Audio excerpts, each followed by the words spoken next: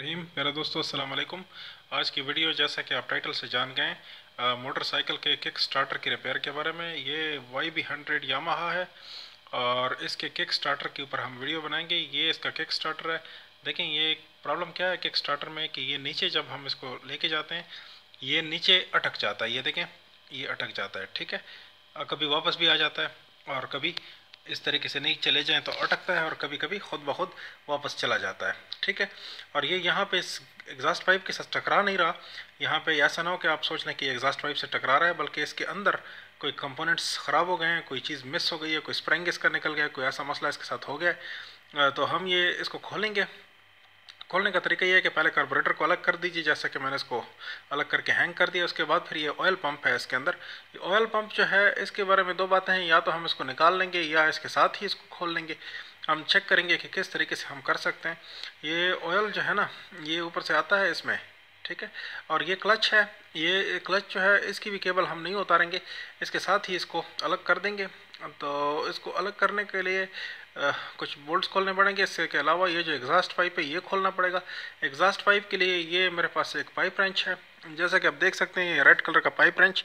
इसकी मदद से हम इसका नट ये खोल सकते हैं। इसको अनथ्रेड करेंगे तो खुल जाएगा, ठीक है। इसको खोलना कोई बहुत ज़्यादा मुश्किल नहीं होता। इसके लिए एक स्पेशल टूल भी आता है जो कि मेरे पास नहीं है। मैं इसको पाइप रेंच से ही हमेशा खोलता हूँ। पाइप रेंच से बड़ी आसानी से ये खुल जाता है, ठीक है। तो पाइप रेंच की मदद से आप बड़े ही आराम से इसको खोल सकते हैं। और एक अप्रोप्रिएट साइज़ का, बहुत बड़ा नहीं और बहुत छोटा भी नहीं, एक पाइप रेंच आपको चाहिए एवरेज साइज़ का, जो कि इसको खोल सके। बस इस नट के साइज़ के बराबर का होना चाहिए, ठीक है। उसके बाद जब ये लूज़ हो जाए तो इसको अपने हाथ से भी खोल सकते हैं, लेकिन इसके लिए वक्त बाइक को बहुत ज़्यादा गर्म नहीं होना चाहिए।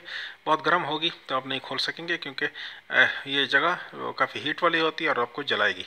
अच्छा, खोलने के बाद हम आपको यहाँ पे दिखाते हैं एक इसके अंदर एक ये वॉशर किस्म की ये सील है। ये स्पेशल सील है एस्बेस्टॉस की और मेटल की। तो ये जो है ये बड़ी ज़रूरी है। अगर ये ख़राब हो, जैसा कि इस वक्त ये ख़राब है, तो मोटरसाइकिल से काफ़ी तेज़ साउंड आती है। हम इसको बहरहाल बाद में रिप्लेस कर देंगे। कोई बहुत ज़्यादा महंगी चीज़ नहीं है, रिप्लेसेबल आइटम है। अच्छा, इसके बाद हम ये एग्जॉस्ट पाइप का जो है यहाँ पे एक बोल्ट है जो कि साइज़ में कोई 12 मिलीमीटर लगभग का है। तो वो पीछे से इसके सॉकेट डाल के ये स्पैनर डाल के, ये मेरे पास रिंग स्पैनर है 12 मिलीमीटर का, ये पीछे से इसके डाल के तो हम इसको घुमाएंगे और इस तरीके से इस बोल्ट को, इसका नट जो है उसको खोल लेंगे और साइलेंसर को बाहर कर देंगे। अब देखिए मैंने साइलेंसर को बाहर कर दिया है, ठीक है। अब ये किक को निकालने का तरीका ये है कि आप एक फ्लैट स्क्रू ड्राइवर लीजिए। इसका बोल्ट ऑलरेडी मैंने खोला हुआ है, बोल्ट इसका निकाला हुआ है, 10 मिलीमीटर का बोल्ट होता है हेड का। और इस तरह से आप एक फ्लैट स्क्रू ड्राइवर लेके इसके अंदर थोड़ा सा इसको हैमर कीजिए। इसके कट में ये जो किक स्टार्टर का कट है इसके अंदर इसको स्क्रू ड्राइवर को रख के थोड़ा सा पीछे से इसको हैमर कीजिए ताकि ये इसमें जगह बना ले, ठीक है। जब इसमें अच्छी सी गुंजाइश की जगह बन जाएगी तो हम इसको थोड़ा सा ज़ोर लगाएंगे, इस तरीके से देखें, ठीक है। तो ये बाहर आ जाएगा। अब ये ज़ोर लगाने पे बाहर आ गया, ठीक है। अब इसमें से आराम से स्क्रू ड्राइवर हम निकाल लेते हैं इस तरह से, ठीक है। तो ये केक बाहर हो गया। अब हम आगे के प्रोसेस में जाते हैं। अगला प्रोसेस ये है कि इसके ऊपर कोई 12-13 स्क्रू लगे होते हैं और नए मॉडल्स में बोल्ट भी होते हैं। तो ये सारे आपने खोलने हैं। ये जितने भी जगह हैं ये आपको दिखा रहा हूँ मैं। ये स्क्रूज आप खोलेंगे तो ये जो ये साइड है ये क्लच वाली ये खुल जाएगी। अब हम इसका जो है तो ऑयल वाला पाइप भी इवन खोलते हैं। यहाँ पे इसका ऑयल वाला पाइप है, इसके ऊपर एक स्पेशल किस्म का स्क्रू लगा हुआ है। ये स्क्रू का ध्यान रखिए, ये स्क्रू जो है ये होलो है, अंदर से सुराख है इसके अंदर देखें, और नीचे भी कुछ सुराख बने हुए हैं, ये ऑयल के लिए हैं। ये साफ़ होने चाहिए जब लगाएं, और यही स्क्रू ही लगाना है, दूसरा तीसरा नहीं लगाना। अच्छा, इसके बाद हम इसको अलग कर देते हैं, ठीक है। एक जो है तो इस तरीके से हम करके इसको थोड़ा सा फोर्स लगा के निकाल सकते हैं, लेकिन अगर कोई स्क्रू लगा होगा तो फिर ये नहीं निकलेगा। जैसा कि मैं आपको दिखा रहा हूँ, इस वक्त हम थोड़ा इसको फोर्स लगा रहे हैं पर ये निकल नहीं रहा। तो नीचे की तरफ एक स्क्रू इसमें रह गया है, ठीक है। तो वो स्क्रू जो है उसको खोलना ज़रूरी है। उस स्क्रू को खोलेंगे। ये नीचे की तरफ एक जो है तो स्क्रू ड्राइवर डाल के मैं इसको खोल रहा हूँ, ठीक है।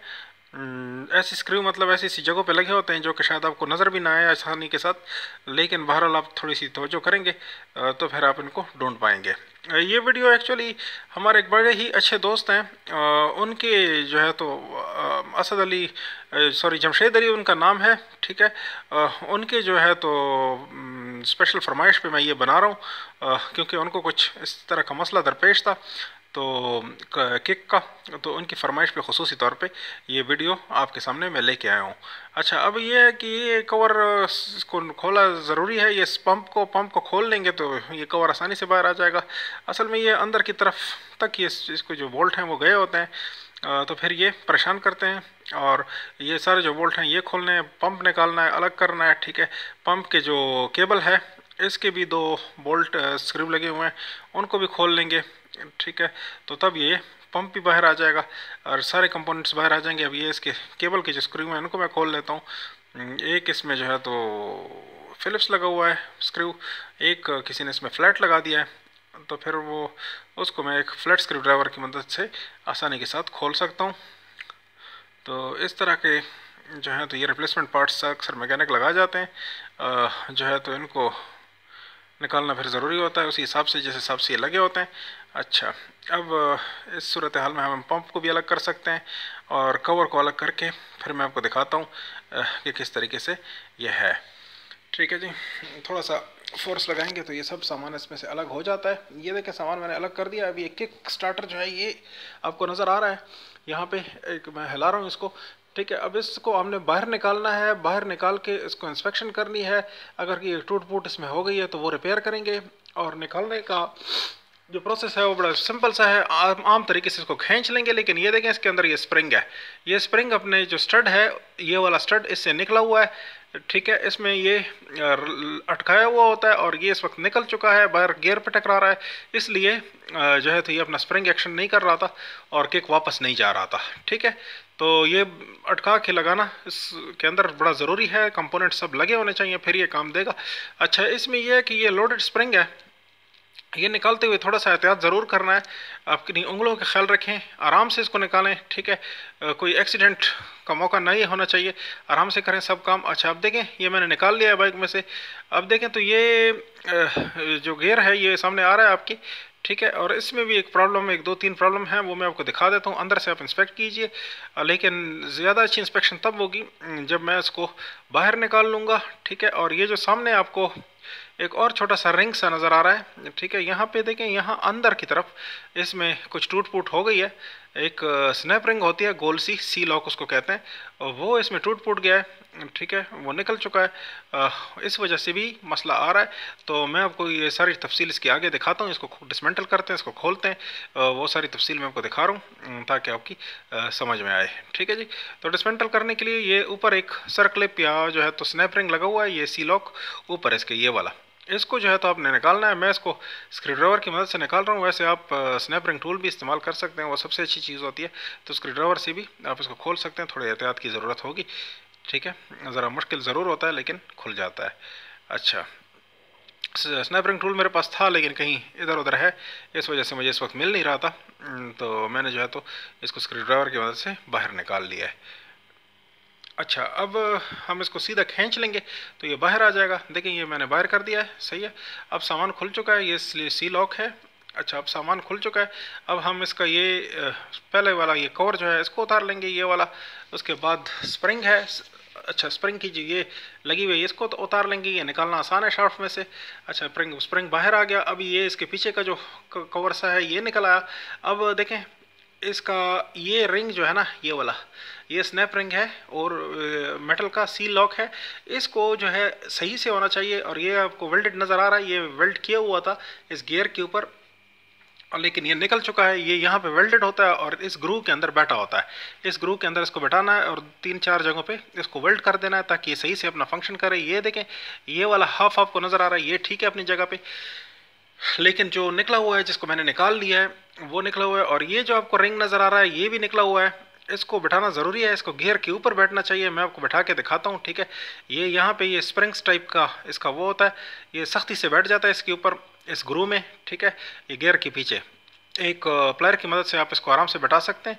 और इसको अपनी जगह पे इस गियर के ऊपर बैठना बहुत लाजमी है, वरना ये गियर अपना सही से फंक्शन नहीं कर सकेगा। जैसा कि इस वक्त आपको नज़र आ रहा था कि किक फंस रहा था, तो इसकी वजूहत यही थी कि एक मेन स्प्रिंग निकला हुआ था और एक ये वाला जो है पोर्शन ये निकला हुआ था, और जो सी लॉक है वो भी टूटा हुआ था। तो ये अब सही हो गया, देखें अपना फंक्शन कर रहा है। इस तरीके से इसको होना चाहिए, इस ग्रू में लगा होना चाहिए, ऐसे ही लूज़ नहीं होना चाहिए।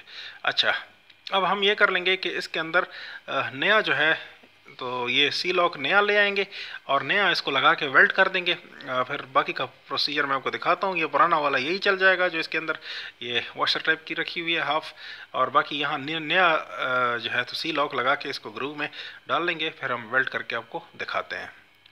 ठीक है, अच्छा ये देखें मैंने इसको वेल्ड करवा दिया है। वेल्ड बहुत अच्छे से नहीं हुआ, लेकिन बहरहाल अपनी जगह पे ये बैठ चुका है। ये वेल्ड भी इवन इसको पकड़ के रखेगा, बाहर निकलने नहीं देगा। तो सी लॉक पूरा था, लेकिन ये वेल्डिंग की वजह से कुछ जला जला सा है, लेकिन बहरहाल ये काम देगा। ठीक है, तो इस तरीके से इन्होंने इसको कर दिया है वेल्डर ने। अच्छा, ये अब देखें ये गियर अपना फंक्शन कर रहा है। इसको फंक्शन ऐसे करना चाहिए जैसे कि मैं आपको दिखा रहा हूँ। इससे आगे इसको नहीं जाना चाहिए।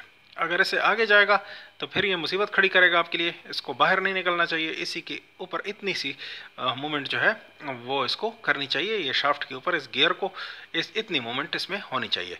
अच्छा, अब हम इसमें जो है तो बाकी का सामान लगाते हैं। सबसे पहले ये जो निकाला था वो लगाइए, ये कवर, ठीक है, जो स्प्रिंग को होल्ड करके रखे हुए होल्डर है स्प्रिंग का। अच्छा, उसके बाद स्प्रिंग डालना है, इस तरीके से नहीं बल्कि ऐसे डालना है, ठीक है। और इस सुराख के अंदर इसका जो ये सीधा वाला हिस्सा है ये इसके अंदर चले जाना चाहिए, ताकि ये शाफ्ट के ऊपर लॉक हो जाए अपनी पोजीशन में। ये देखें लॉक हो चुका। अब ये दूसरा जो एंड कवर है ये हम लगा लेते हैं ताकि इसको पकड़ के रखे। अच्छा, इसके बाद बारी आती है स्नैप रिंग की। अब देखें ये सब कुछ हो चुका, ये स्नैप रिंग की बारी आती है या सी लॉक की। इसको हम इसके ऊपर डाल लेंगे आराम से, इसको इसके ऊपर स्लिप करेंगे। अगर स्लिप होता है हाथ से तो ठीक है, नहीं तो फिर प्लायर्स की मदद लेनी पड़ेगी या स्नैप रिंग टूल की मदद से आप इसको बटा सकते हैं। ठीक है, अब देखें इस तरीके से है, तो मैं इसको प्लायर्स की मदद से बटाता हूँ। तो थोड़ा सा दबाएंगे तो ये आ जाना चाहिए। ठीक है, आप एक छोटा सा पाइप का टुकड़ा लेके उसके ज़रिए भी इसको बटा सकते हैं। बहरहाल इस तरीके से है, और यहाँ पे इसको थोड़ा सा आगे करेंगे तो ये अपने ग्रू में फंस जाएगा, या फंस चुका। ठीक है, अब इसने होल्ड कर लिया इसको, और अब ये किक इसको बाइक पे जाने के लिए तैयार है। तो बाइक में इसको लगाते हैं, और इसको लगाने का तरीका ये है कि थोड़ा सा इसके ऊपर लोड होना चाहिए स्प्रिंग का। आपने इसको प्री लोड करना है, ठीक है। और ये जो अंदर आपको एक ग्रू नज़र आ रही है, ये मैं थोड़ा आपको कैमरे से करीब करके दिखा रहा हूँ। ये ग्रू के अंदर ये पीछे वाला जो ऐसी वो सा है स्प्रिंग का सिरा सा जो है ये वाला, ये इस पीछे जो हमने गियर के अंदर बैठाया था ये जो है ये इस ग्रू के अंदर बैठना चाहिए। वो ग्रू बनी हुई है, ये ग्रू है इसकी, इसके अंदर इसको जाना चाहिए सीधा प्लेन, ठीक है, वरना ये काम नहीं करेगा। ठीक है, और दूसरा स्प्रिंग के ऊपर थोड़ा सा लोड कायम करेंगे। ठीक है, इस किक को इतना आपने घुमा के दाखिल करना है ताकि स्प्रिंग के ऊपर लोड हो। ठीक है, और ये रख के फिर उसके बाद स्प्रिंग को बिठा के फिर आपने जो है इसको किक की मदद से इसको आगे लेके जाना है। और ये आसान सा काम है, कोई ज़्यादा मुश्किल काम नहीं है, बड़ा ही इजीली आप इसको कर सकते हैं। बस आपका ये सब सिस्टम सही होना चाहिए। अब देखें मैंने इसको बिठा दिया है और ये किक भी लगा दिया है। ये देखें ये बड़े आराम से अपना फंक्शन कर रहा है, इंजन को भी घुमा रहा है। ठीक है, पहले इंजन को नहीं घुमा रहा था, इंजन स्टार्ट नहीं हो रहा था, अब ये इंजन को भी घुमा रहे हैं। देखिए आपको क्लच घूमता हुआ नज़र आ रहा है। ठीक है, जब हम किक करते हैं तो इंजन को भी घुमा रहा है, और किक जो है वो वापस भी आ रही है। अब बिल्कुल ये ठीक हो चुका है, सही है। अब ये करना है कि इसको जो है तो अपनी जगहों पे बिल्कुल अच्छे से फिट होना चाहिए। ये आप बस इतनी तसल्ली कर लें कि ये ग्रू के अंदर ये आपका जो है ये लगा होना चाहिए, और गियर को सही से आगे पीछे होना चाहिए। जब आप किक को लगा रहे हैं, किक को लगा रहे हैं तो गियर को बाहर निकलना चाहिए, और जब किक को छोड़ के वापस किक जाता है तो उस वक्त गियर को पीछे चले जाना चाहिए और स्प्रिंग के ज़ोर पे। अच्छा, अब हम ये कर लेंगे कि ये सब कुछ फिट होने के बाद हम इसका एंड कवर लगाएंगे। एंड कवर में एक बात है कि वो ज़रूरी है, वो इसका छोटा सा बाल है, ये वाला बाल देखें, ये बाल जो है ये क्लच के ऊपर बैठता है। यहाँ पे एक छोटा सा बाल बियरिंग बनता है, और ये इसके कवर में लगा होता है। क्लच की जो केबल है उसकी साइड पे वो मैं आपको लगाना दिखाता हूँ। इसके लिए थोड़ी सी आपको यहाँ पे ग्रीस लगानी पड़ेगी ताकि इसको बाल को होल्ड कर सके, वरना ये गिरेगा, और गिरेगा तो फिर इसका फ़ायदा नहीं होगा, उल्टा इंजन में फंस के आपके लिए नई मुसीबत पैदा कर देगा। यहाँ इसका ये होल है, ठीक है, इस ये वाले होल के अंदर इसको फिट होना है, और ये फिर क्लच को के ऊपर ये दबाएगा इस चीज़ को, बाल को। अच्छा, अब हम यहाँ थोड़ी सी लुब्रिकेशन कर देते हैं।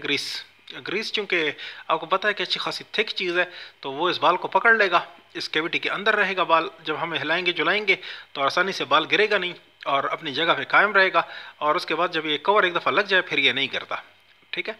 अच्छा, अब ये ग्रीस के अंदर ही हम इसको बिठा देंगे, इस बाल को मैंने बिठा दिया है। ठीक है, और तसल्ली कर लें कि बैठ चुका है। और ऊपर से भी थोड़ी सी ग्रीस अगर लगाना चाहें तो बेशक थोड़ी सी लगा लें ताकि ये गिरे नहीं। अच्छा, इसके बाद इस कवर को बड़े ही आराम से वापस, और गैस्केट का ख्याल रखना है, गैस्केट सही